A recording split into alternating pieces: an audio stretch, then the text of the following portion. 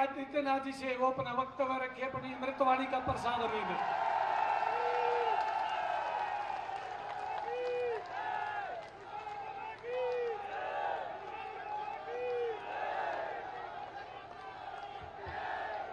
भारत माता की, भारत माता की, भारत माता की। वंदे वंदे वंदे। सोनीपत और राई के लोगों को उत्तर प्रदेश वासियों की ओर से राम राम।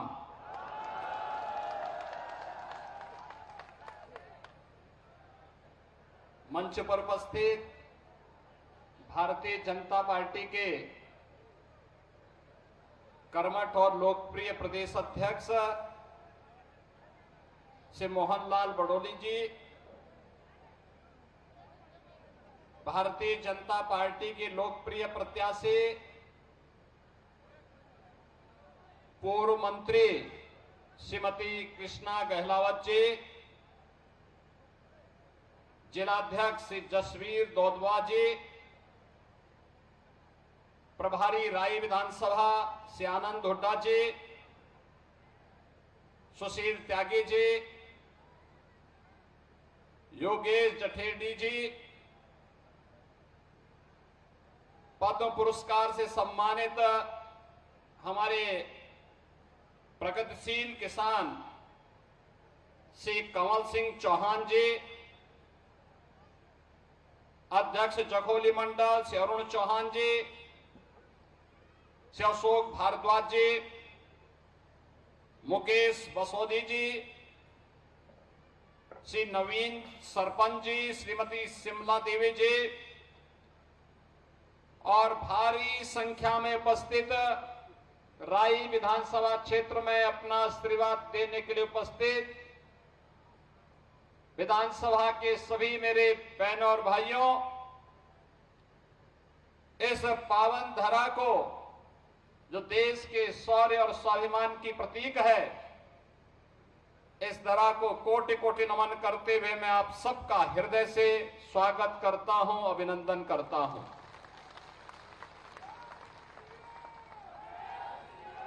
ये मेरा सौभाग्य है कि जब मैं यहां पर मंच पर आ रहा था तो मुझे सबसे पहले मंच पर आने के पूर्व स्वदेश और स्वधर्म के लिए अपना सर्वस्व न्यौछावर करने वाले राष्ट्र नायक महाराणा प्रताप के श्री चरणों में नमन करने और पुष्पांजलि करने का सौभाग्य प्राप्त हुआ। मैं अभिनंदन करता हूं आपका कि राष्ट्र नायकों का सम्मान कैसे होना चाहिए। महाराणा प्रताप की अश्वारोही ये भव्य प्रतिमा इस बात की प्रतीक है और हमें जब तक इस प्रकार के राष्ट्र नायकों का सानिध्य प्राप्त होता रहेगा, भारत का कोई बाल बांका नहीं कर पाएगा। यह कहते हुए आज मुझे आप सबके बीच में प्रसन्नता की अनुभूति हो रही है। बहनों और भाइयों, महाराणा प्रताप ने उस समय जो सबसे बड़ी विदेशी हुकूमत थी, ताकत थी, उन आक्रांताओं को चुनौती दी थी। महाराणा प्रताप की लड़ाई सत्ता की लड़ाई नहीं थी और स्वाभिमान की लड़ाई थी, स्वदेश और स्वधर्म की लड़ाई थी। उन्होंने कहा था उस समय भी कि सत्ता के लिए नहीं, अगर उन्हें केवल सत्ता ही प्यारी होती तो एक बार केवल अकबर ने तो उन्हें कहा था, एक बार केवल महाराणा लिख के ही दे दे कि हम दिल्ली के अधीन कार्य करेंगे तो उनकी सत्ता को, चित्तौड़ और मेवाड़ की सत्ता को हम छेड़ेंगे नहीं। लेकिन महाराणा ने कहा नहीं, इसकी युद्ध के मैदान में इसका फैसला होगा। और बहनों और भाइयों, महाराणा प्रताप ने उस समय की जो सबसे बड़ी चुनौती थी उसका मुकाबला करते हुए अंततः अपने जीवन के कालखंड में वे सभी किले और दुर्ग अकबर से वापस लिए थे। अकबर को उस समय उन्होंने चुनौती देते हुए किस तरीके से मेवाड़ और चित्तौड़गढ़ के स्वाभिमान और सम्मान की रक्षा करते हुए स्वदेश और स्वधर्म के लिए उन्होंने कार्य किया था, आज भी भारत के इतिहास का स्वर्णाक्षर इससे भरा पड़ा है। महाराणा प्रताप ने तत्कालीन समाज को जोड़ा था। वहां के मीना, कोल, भील, भामासा जैसे दानवीरों ने उनके साथ सहयोगी बनकर के उस समय भारत की रक्षा के लिए अपना सर्वस्व न्यौछावर किया था। और जिस देश में भामाशाह होंगे, जिस देश में महाराणा प्रताप जैसे स्वदेश और स्वधर्म पर सर्वस्व न्यौछावर करने वाले महावीर होंगे, उस देश का कोई बाल बांका नहीं कर सकता है। और आज जब हम राई की इस विधानसभा क्षेत्र में आए हैं आप सबका आह्वान करने के लिए, बहनों और भाइयों, ये चुनाव की लड़ाई भी हम लोगों के लिए कहीं ना कहीं एक भारत श्रेष्ठ भारत के प्रधानमंत्री मोदी जी के विजन को आगे बढ़ाने का ही एक लड़ाई है। आपने बदलते हुए हरियाणा को देखा होगा, हरियाणा की बदलती हुई तस्वीर को देखा होगा। डबल इंजन सरकार के समय हरियाणा में जो परिवर्तन हुआ है, इस परिवर्तन को देखा होगा। परिवारवाद से ऊपर उठ करके, मत और संप्रदायवाद से ऊपर उठ करके देश के लिए कार्य करने का जज्बा हो, तब देश बनता है, तब जनता जनार्दन का आशीर्वाद प्राप्त होता है। मैं पूछना चाहता हूं, कांग्रेस हो, इन लो हो या फिर आम आदमी पार्टी, बहनों और भाइयों, इन लोगों के एजेंडे में कहीं देश नहीं है, आम नागरिक नहीं है, गांव नहीं है, किसान नहीं है, नौजवान नहीं है, आधी आबादी, महिलाओं की आधी आबादी नहीं है। इनका एजेंडा तो संकीर्ण एजेंडा है। इनका एजेंडा तो बांटो राज करो का एजेंडा है। इनका एजेंडा बांटने वाला है। याद करिए, ये वही कांग्रेस है जिसने कश्मीर में धारा 370 लगाई थी। 370 के खिलाफ सबसे पहले आवाज उठाई थी भारतीय जनसंघ ने। डॉक्टर श्यामा प्रसाद मुखर्जी जी के नेतृत्व में नारा बुलंद हुआ था, एक देश में दो प्रधान, दो निशान और दो विधान नहीं चलेंगे, नहीं चलेंगे। और डॉक्टर श्यामा प्रसाद मुखर्जी के उस सपने को साकार किया है प्रधानमंत्री मोदी जी ने। कश्मीर में धारा 370 को हमेशा के लिए समाप्त करके आतंकवाद की ताबूत पर अंतिम कील ठोकने का काम किया है। आतंकवाद अब अपनी अंतिम श्वास ले रहा है। यह आतंकवाद और उग्रवाद को पनपाया किसने? ये कांग्रेस का डीएनए है जो आतंकवाद और नक्सलवाद को पनपाया है। लेकिन भारतीय जनता पार्टी उसका सफाया कर रही है, पूरी तरह सफाया कर रही है। बहनों और भाइयों, मैं आपसे ये कहने के लिए आया हूं, कांग्रेस धारा 370 नहीं हटाई क्योंकि उसे मुस्लिम वोट चाहिए था। कांग्रेस जाति, मत और पंथ के आधार पर, संप्रदाय के आधार पर देश को बांटने वाली पार्टी है। क्षेत्र और भाषा के आधार पर देश को बांटने वाली पार्टी है। आपने राहुल गांधी का कार्य देखा होगा। जब देश में रहते हैं, उत्तर प्रदेश में आएंगे तो हरियाणा को कोसेंगे, केरल में जाएंगे तो उत्तर प्रदेश को कोसेंगे, और जब नानी के घर इटली जाएंगे तो भारत को कोसते हैं।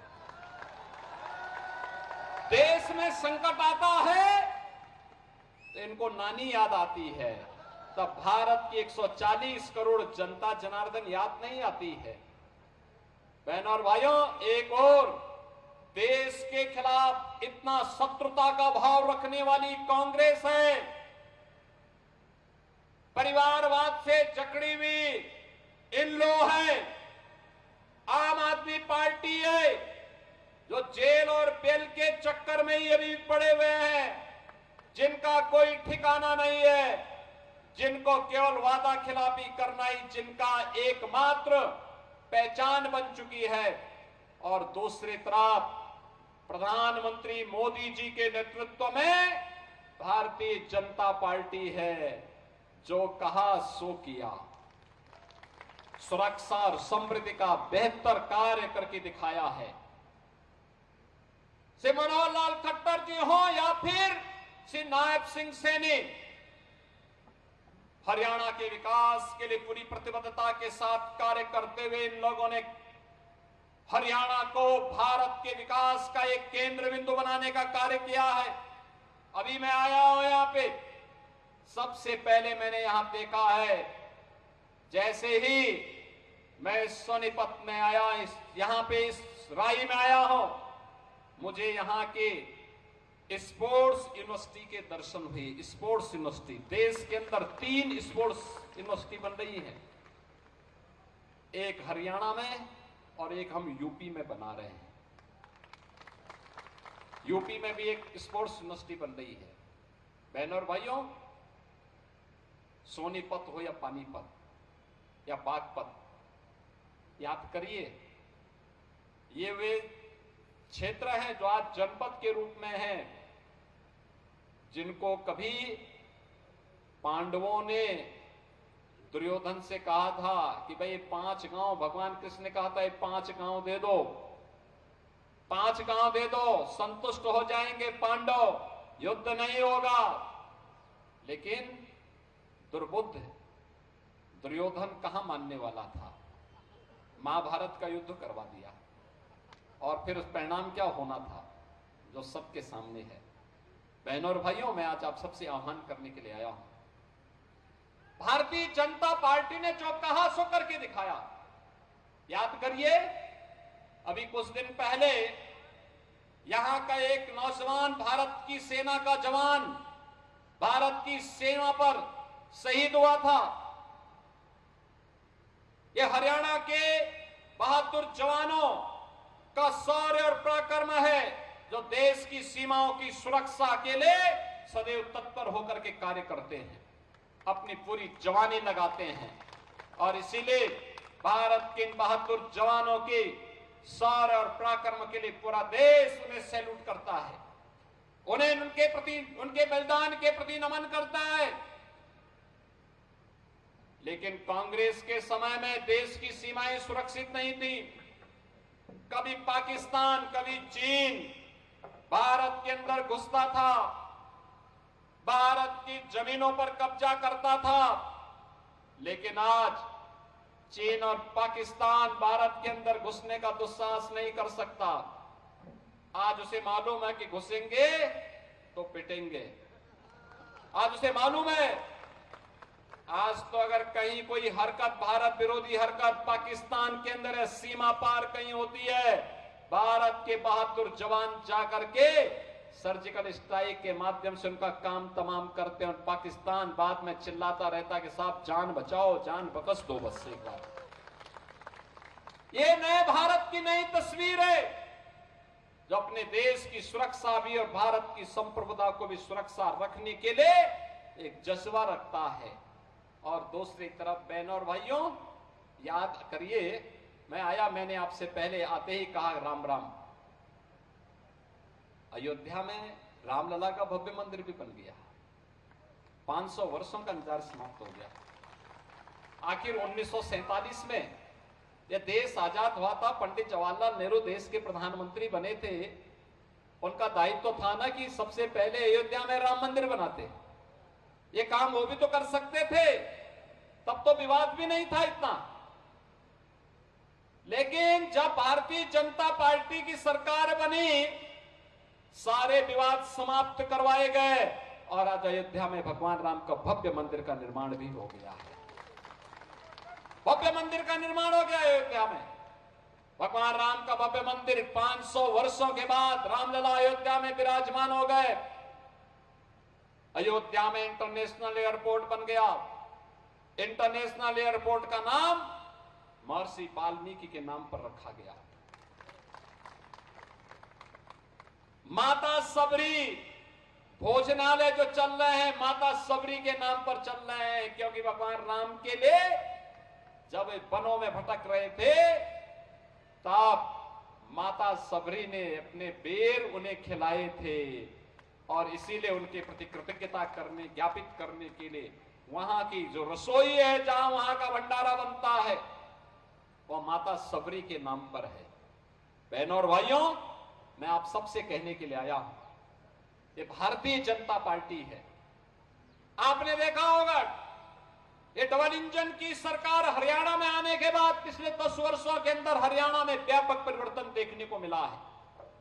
आज यहां पे जाति मत और मजहब के आधार पर नहीं, बल्कि विकास की बात होती है, रोजगार की बात होती है, किसान को किसान सम्मान निधि की बात होती है, गरीब के लिए आवास की बात होती है, गरीबों के लिए फ्री में राशन की बात होती है, और 1 डिस्ट्रिक्ट 1 मेडिकल कॉलेज बनाने की बात होती है। अन्यथा कांग्रेस के समय में एक मेडिकल कॉलेज किसी एक कोने में बनता था, लोग मानते थे चलो हो गया, लेकिन आज तो हर जिले में एक मेडिकल कॉलेज बनाया जा रहा है। हर घर नल की योजना से शुद्ध पेयजल उपलब्ध करवाने का कार्य किया जा रहा है। स्पोर्ट्स यूनिवर्सिटी बन रही है, विकास समान रूप से हो, कहीं कोई भेदभाव न हो, यह भारतीय जनता पार्टी करके दिखा रही है। और बहनों और भाइयों, आज इसी भाव के साथ हम सब आपके बीच में आए हैं। श्रीमती कृष्णा गहलावत जी को भारतीय जनता पार्टी ने एक लोकप्रिय प्रत्याशी के रूप में आपके बीच में उतारा है, और मैं उत्तर प्रदेश से केवल आपसे यही अपील करने के लिए आया हूं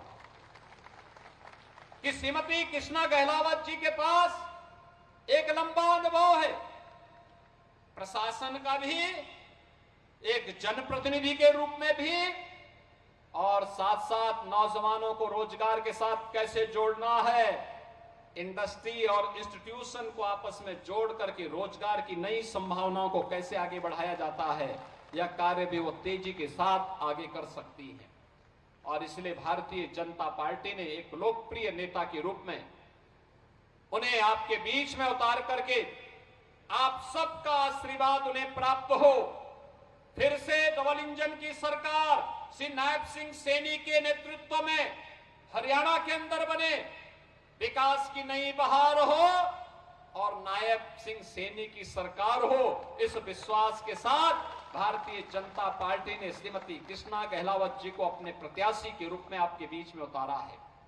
आप सबसे मेरी अपील है, आपका आशीर्वाद भारतीय जनता पार्टी को प्राप्त होगा, सभी का प्राप्त होगा, सभी माताएं भी बताएं प्राप्त होगा, लेकिन आशीर्वाद तब प्राप्त मैं मानूंगा, आप तो यहां पे बोल कर कार्य करेंगे ही, आप में से हर मतदाता अपने साथ 10 नए वोट को ले जाकर के मतदान केंद्र में ले जाकर के कमल चुनाव चिन्ह पर वोट डलाने में योगदान करेंगे। करेंगे करेंगे हर एक मतदाता मतदान करके यहां पर कमल चुनाव चिन्ह पर भारतीय जनता पार्टी को विजयी बनाने के लिए अपना योगदान देगा। सभी लोग सहमत हैं? बहनों और भाइयों, आपके इस आशीर्वाद के लिए मैं आपका अभिनंदन करता हूं, आपसे अपील करता हूं श्रीमती कृष्णा गहलावत जी को भारी बहुमत से विजयी बनाने की अपील आप सबसे करते हुए वाणी को देता हूं विराम। आप सब मेरे साथ बोलेंगे जय जय श्री राम, जय जय श्री राम।